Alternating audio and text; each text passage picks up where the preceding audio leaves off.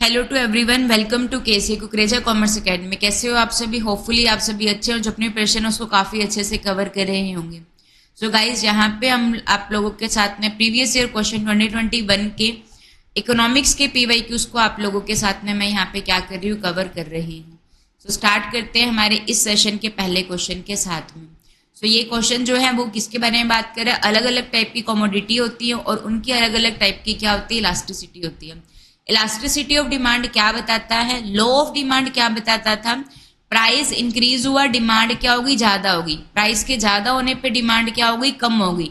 तो वो डायरेक्शन बताता है। लेकिन इलास्टिसिटी ऑफ डिमांड क्या बताती है कि कितना चेंजेस हुआ है प्राइस में चेंज होने से, डिमांड में कितना चेंज हुआ है, तो वो प्राइस इलास्टिसिटी होता है।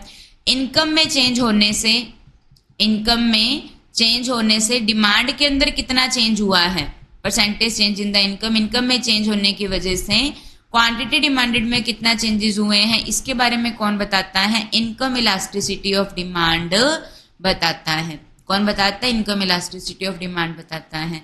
तो अलग अलग टाइप की गुड्स होती हैं, तो उनके अंदर क्या क्या इनकम इलास्टिसिटी होती है, ठीक है। सो नॉर्मल गुड्स की इलास्टिसिटी कैसी होती है? इनकम इलास्टिसिटी, इनकम इलास्टिसिटी पूछ रहा है स्पेसिफिकली। इंफीरियर गुड्स की इनकम इलास्टिसिटी कैसे होती है? लग्जरीज कमोडिटी की कैसे होती है? नेसेसिटी की कैसे होती है? तो जो नॉर्मल गुड्स रहते हैं उनकी इनकम इलास्टिसिटी हमें पता है कैसी होती है? पॉजिटिव होती है। हमने पहले भी इसके बारे में डिस्कस किया था। अगर हमारी इनकम इंक्रीज होती है तो हम लोग इन गुड्स की डिमांड को बढ़ाते हैं, इनकम के कम होने पर इनकी डिमांड को क्या कर दिया जाता है? कम कर दिया जाता है। तो जो नॉर्मल गुड्स की इनकम इलास्टिसिटी होती है वो कैसी होती है? पॉजिटिव होती है। तो पॉजिटिव होती है आप लोग के पास में एलिमिनेट बी एलिमिनेट, तो या तो सी कनेक्ट होगा या डी करेक्ट होगा। इन्फीरियर गुड्स की इनकम इलास्टिसिटी कैसी होती है? नेगेटिव होती है। अगर हमारी इनकम बढ़ती है तो डिमांड कम हो जाएगी, इनकम के कम होने पे क्या होती है? इनकी डिमांड हम लोग बढ़ा देते हैं, फिर हम लोग नॉर्मल गुड्स नहीं खरीदते, इन्फीरियर खरीदते हैं, ठीक है। तो नॉर्मल गुड्स की इनकम इलास्टिसिटी पॉजिटिव, इनकम बढ़ी तो इनकी डिमांड को बढ़ा दिया जाता है, इनकम कम तो इनकी डिमांड कम।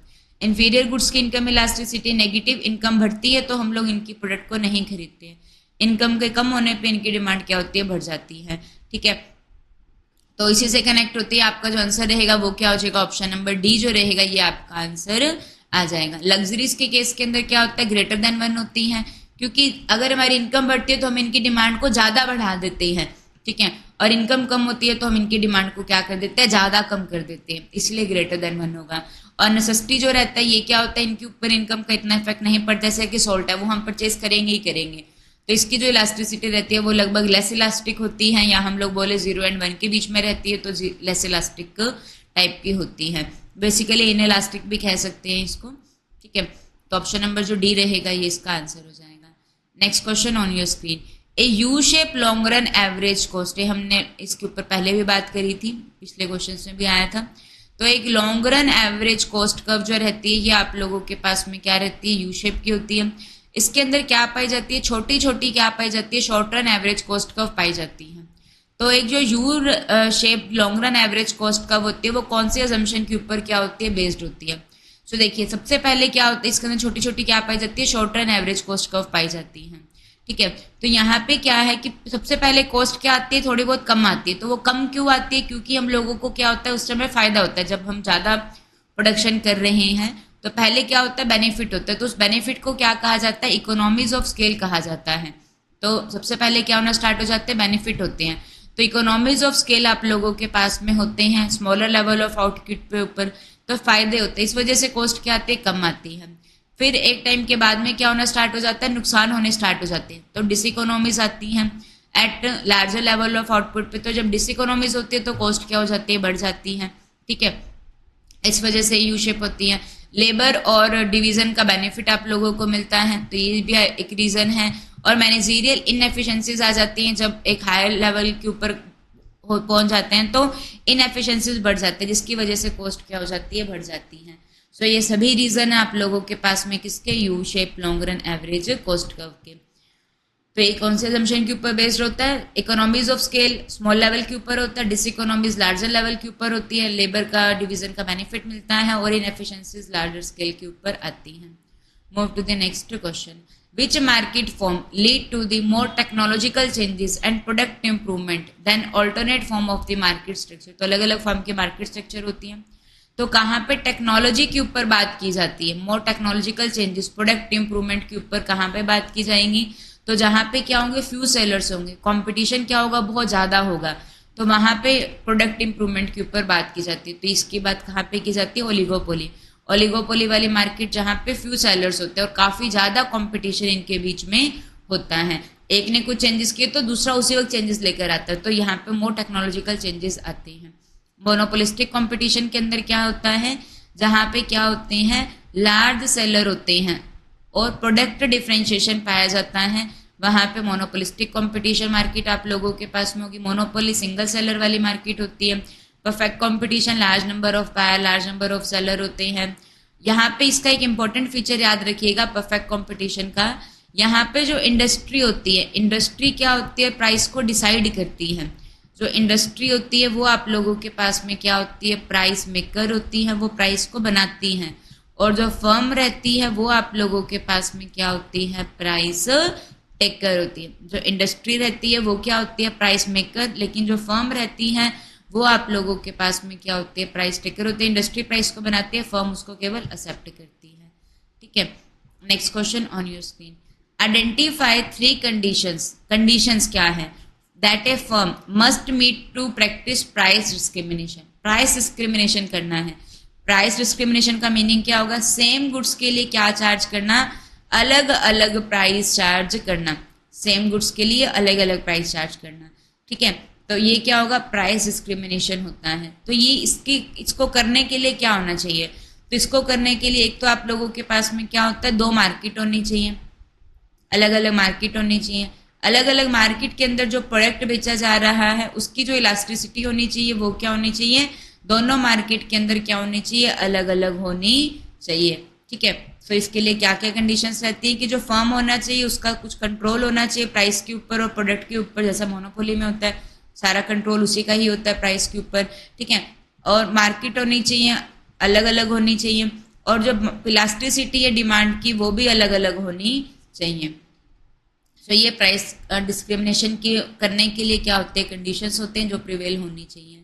ठीक है, move to the next question. So देखिए क्या क्वेश्चन है आप लोगों के पास में, a price ceiling below the equilibrium price. तो एक प्राइस सीलिंग, सीलिंग का मतलब क्या होता है, जहाँ पे क्या रखा जाता है, जो प्रोडक्ट होता है। सीलिंग प्राइस ये क्या होता है, ये हाई प्राइस होता है या ये मैक्सिमम प्राइस होता है जो एक प्रोड्यूसर अपने, जो एक सेलर अपने प्रोडक्ट के लिए क्या कर सकता है, चार्ज कर सकता है। जो एक प्रोड्यूसर अपने प्रोडक्ट के लिए जो मैक्सिमम प्राइस चार्ज कर सकता है उसको क्या कहा जाता है, सीलिंग प्राइस कहा जाता है। और ऑन द अदर हैंड एक आप लोगों के पास में क्या होता है, फ्लोर प्राइस होता है। जो फ्लोर प्राइस होता है या इसको क्या कहा जाता है, मिनिमम स्पॉट प्राइस कहा जाता है। ये वो मिनिमम प्राइस होता है जो क्या होता है, एक फार्मर को अपने प्रोडक्शन के लिए मिलता ही मिलता है। ये एक मिनिमम प्राइस होता है जो फार्मर को अपने प्रोडक्शन के लिए, जो उसने उपजाया है उसके लिए वो मिलता ही मिलता है। ठीक है, तो यहाँ पे क्वेश्चन पूछा गया प्राइस सीलिंग, तो हाई प्राइस है, मैक्सिमम प्राइस है जिसको एक प्रोड्यूसर क्या कर सकता है, चार्ज कर सकता है ये मैक्सिमम प्राइस। लेकिन इसको सेट कहाँ किया जाता है, इक्विलिब्रियम लेवल से नीचे किया जाता है। ये आप लोगों के पास में हो गई डिमांड कर्व, ये आप लोगों के पास में होगी सप्लाई कर्व, ये हो गई ओ एक्स एक्सिस, ये हो गई ओ वाई एक्सिस। यहाँ पे क्या आता है, क्वांटिटी डिमांडेड, और यहाँ पे क्या आता है, प्राइस। ये आप लोगों के पास में क्या आ जाएगा, इक्विलिब्रियम पॉइंट आ गया। ठीक है, ये क्या आ गया, इक्विलिब्रियम पॉइंट आ गया। तो जो सीलिंग प्राइस है उसको कहाँ पे डिटरमाइन किया जाता है, इक्विलिब्रियम प्राइस से नीचे उसको बताया जाता है। तो उसको कहाँ पे सेट किया जाएगा, नीचे सेट किया जाएगा। तो जब उसको नीचे सेट किया जाएगा तो ये आप लोगों के पास में क्या कंडीशंस आ जाएंगी, तो ये OQ1 होगा, ये OQ2 हो गया। तो इसके अकॉर्डिंग आप लोगों के पास में जो सप्लाई होगी वो कितनी हो गई, जो सप्लाई होगी वो आप लोगों के पास में कितनी होगी, OQ1 जो हो गई ये क्या होगी, सप्लाई होगी। और डिमांड जो रहेगी वो क्या हो जाएगी, ज़्यादा हो गई। डिमांड कितनी होगी, इसको कट करा ना यहाँ पे, डिमांड क्या होगी, OQ2 होगी। जब प्राइस कम हो गया तो डिमांड ज़्यादा हो गई, सप्लाई क्या हो गई, कम हो गई। तो डिमांड ज़्यादा होगी, सप्लाई कम होगी, तो इस केस के अंदर इस सिचुएशन को क्या कहा जाता है, जहाँ पे डिमांड जो होती है वो क्या हो जाती है, ज़्यादा हो जाती है। तो क्या हो गया, एक्सेस डिमांड हो गई। तो लोग डिमांड करना स्टार्ट कर देंगे, सप्लाई इतनी है नहीं, तो इससे क्या निकल कर आता है, ब्लैक मार्केटिंग आ जाती है। इससे क्या होता है, क्या सिचुएशन आती है, ब्लैक मार्केटिंग की सिचुएशन मार्केट के अंदर आ जाती है। क्या सिचुएशन आ जाती है, ब्लैक मार्केटिंग की सिचुएशन आ जाती है। जो प्रोड्यूसर होगा उसको पता है, क्योंकि जो उसका प्रोडक्ट का, क्योंकि वो अकेला ही है बेचने वाला, है ना, तो वो क्या है, एक अकेला ही है बेचने वाला, तो वो क्या करता है, वो क्या करेगा, तो ब्लैक मार्केटिंग क्या करना, मतलब कि यहाँ पे क्या होगा, डिमांड ज्यादा होगी, जब डिमांड ज्यादा होगी तो वो क्या करना स्टार्ट कर देगा, ब्लैक मार्केटिंग करना स्टार्ट कर दिया जाएगा। ठीक है, तो ये बन जाएगा। Next question on your screen, the cross price elasticity of demand for complementary product. Complementary product क्या होते हैं, जो प्रोडक्ट क्या चलते हैं, साथ में चलते हैं, वो कॉम्प्लीमेंट्री प्रोडक्ट होते हैं। जैसे कि आप लोगों के पास में क्या हो गया, पेट्रोल, कार और पेट्रोल हो गया, तो ये क्या होते हैं, साथ में चलते हैं। कार के प्राइसेस बढ़ जाएंगे तो लोग कार की डिमांड को कम कर देंगे, कार की डिमांड कम तो पेट्रोल की भी डिमांड कम हो जाती है। तो कॉम्प्लीमेंट्री प्रोडक्ट्स के केस के अंदर जो इलास्टिसिटी रहती है, क्रॉस प्राइस इलास्टिसिटी क्या होता है, जहाँ पे डिमांड किसी गुड्स और गुड की देखी जाती है और प्राइस किसी और गुड का देखा जाता है, तो वो क्या होते हैं, क्रॉस इलास्टिसिटी ऑफ डिमांड होता है। तो जो आप लोगों के पास में क्रॉस प्राइस इलास्टिसिटी है कौन से प्रोडक्ट की, कॉम्प्लीमेंट्री प्रोडक्ट की, तो ये कैसी होती है आप लोगों के पास में, नेगेटिव होती है। कैसी होती है, सॉरी, हाँ जी, नेगेटिव होते हैं। कॉम्प्लीमेंट्री में ऐसे याद रख लीजिए, कॉम्प्लीमेंट्री CN, तो कॉम्प्लीमेंट्री में नेगेटिव होती है। और सब्स्टिट्यूट गुड्स क्या होते हैं, जिसमें हम लोग एक गुड्स के साथ में दूसरे को रिप्लेस कर सकते हैं। यहाँ पे क्रॉस इलास्टिसिटी कैसी होती है, पॉजिटिव होती है। ठीक है, move to the next question, factor that reduce the price sensitivity. तो ऐसे फैक्टर जो क्या करते हैं, प्राइस सेंसिटिविटी को क्या करते हैं, रिड्यूस करते हैं। मतलब कि जो प्राइस सेंसिटिविटी होती है कि प्राइस को जो चीज़ें इफेक्ट करती हैं, तो प्राइस सेंसिटिविटी को रिड्यूस कर रहे हैं, वो कौन से फैक्टर होते हैं। तो बायर प्रोडक्ट को स्टोर नहीं कर सकते हैं, तो ये कहीं ना कहीं क्या करेगा, स्टोर नहीं कर सकते हैं तो खरीदना पड़ेगा, तो ये प्राइस सेंसिटिविटी को कहीं ना कहीं रिड्यूस करेगा। ठीक है, बायर स्टोर नहीं कर सकते तो उन्हें प्रोडक्ट को खरीदना पड़ेगा, तो उसके ऊपर मतलब कि वो इनइलास्टिक तो नहीं रहेगा ना। ठीक है, मीन्स एक मिनट देखिए, यहाँ पे आप लोगों के पास में क्या है,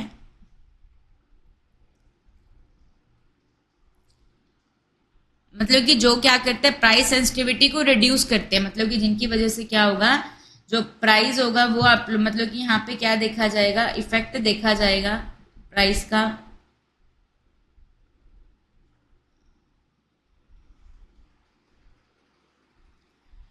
सो प्राइस सेंसिटिव का मतलब क्या होता है, पहले तो हमें ये समझ में आना चाहिए। तो प्राइस सेंसिटिव का मीनिंग जो रहता है वो आप लोगों के पास में क्या होता है, मीन्स जो सेल है वो क्या होती है, जनरली क्या होती है, इन्फ्लुएंस होती है किससे, उससे प्राइस से।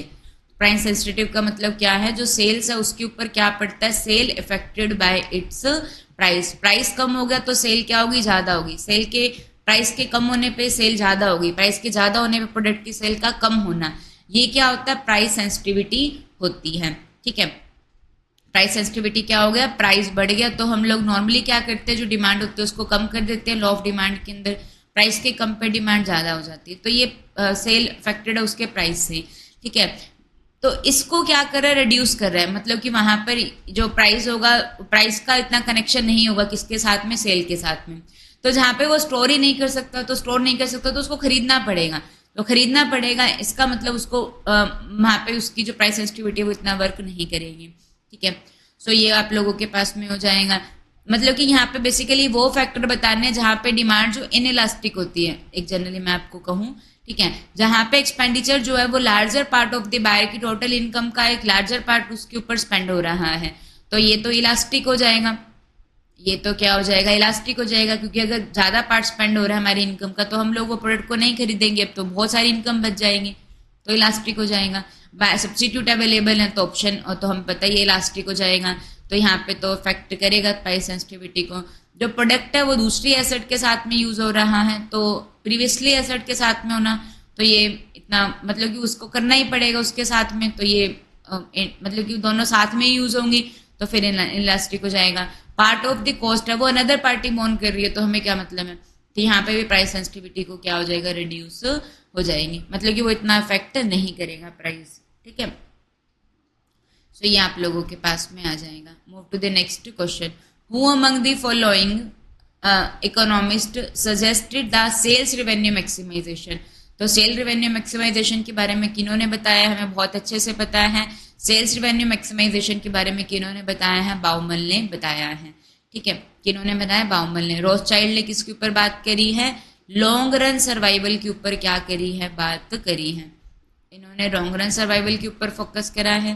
ठीक है, रॉबिन मैरिस ने कौन सी डेफिनेशन दी है, ग्रोथ डेफिनेशन दी है। साइकर्ट और मार्च ने मैनेजरियल यूटिलिटी फंक्शन के ऊपर ये क्या करता है,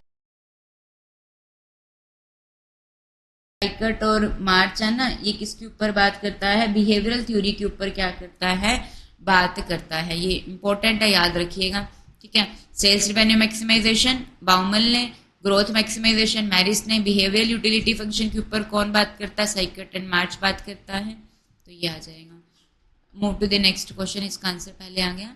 विच one of the following is not the assumption for consumer behaviour based on the cardinal utility approach. तो एक आप लोगों के पास में क्या रहती है, कार्डिनल यूटिलिटी अप्रोच होती है।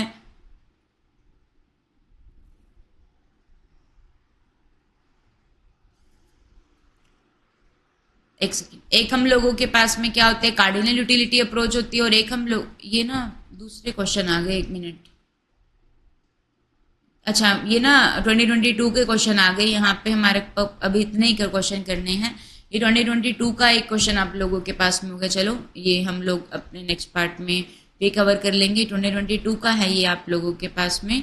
ठीक है, हम 2021 के अभी कंप्लीट कर लेते हैं। तो जहाँ पे ये लास्ट क्वेश्चन आप लोगों के पास में, तो जब क्या होता है, alpha plus beta some of the component, alpha capital का एक्सपोनेंट और एक्सपोनेंट हो जाएगा, और बीटा जो होगा वो लेबर का कंपोनेंट हो जाएगा। तो इस तरीके से इसको शो किया जाता है, के अल्फा प्लस में लेबर का बीटा होता है। ठीक है, ये एक इक्वेशन होती है। So when the sum of exponent is greater than 1 in the Cobb Douglas function.